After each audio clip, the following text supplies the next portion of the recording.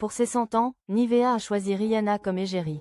La marque de crème a vite rompu le contrat avec la chanteuse internationale. Rihanna boycottée par Nivea. C'est une affaire qui continue de faire parler d'elle tant elle illustre le choc entre image de marque et culture pop. Au début des années 2010, Nivea, célèbre pour sa boîte bleue et ses valeurs familiales, décidait de rompre brutalement sa collaboration. Rihanna avait été choisie comme égérie de Nivea en posant nue pour célébrer le centenaire de la marque. À l'époque, ce revirement avait surpris, voire choqué. La chanteuse barbadienne incarnait alors une nouvelle modernité pour Nivea, loin de son image traditionnelle. Mais l'arrivée d'un nouveau dirigeant allait totalement rebattre les cartes et mettre fin à cette alliance inattendue. Une collaboration devenue incompatible avec l'image de Nivea. En 2011, Nivea fait pourtant un choix audacieux en s'associant à Rihanna. La star internationale devient l'égérie des 100 ans de la marque et pose même nue pour une campagne événement. La firme va plus loin en sponsorisant la tournée Loud Tour, assumant pleinement ce virage plus pop et glamour.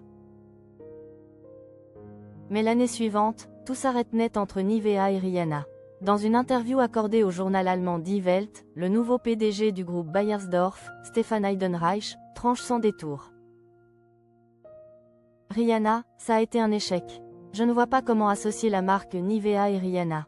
Il explique alors que la chanteuse ne correspond plus aux valeurs défendues par la marque, à savoir, la confiance, la famille et la fiabilité. Rihanna trop sexy pour la « boîte bleue ». Le dirigeant pointe clairement du doigt l'évolution de l'image publique de Rihanna. Ses photos jugées trop osées sur les réseaux sociaux, ses clips provocateurs comme We Found Love et ses textes plus explicites auraient fini par entrer en contradiction avec l'ADN de Nivea. Nivea est une compagnie aux valeurs fortes comme la confiance, la famille, l'honnêteté, insiste Stefan Heidenreich, laissant entendre que l'attitude « bad girl » de la chanteuse nuisait à la crédibilité de la marque. Rihanna, vexée, ne tarde pas à réagir. Sur Twitter, elle publie une photo du PDG accompagnée de la mention ironique. Aucune légende nécessaire. Cela a ensuite déclenché une vague de soutien de la part de ses fans. Une réponse cinglante qui marque le début d'une rupture publique entre la star et la marque de cosmétiques. Avec le recul, cette affaire reste un cas d'école en matière de communication.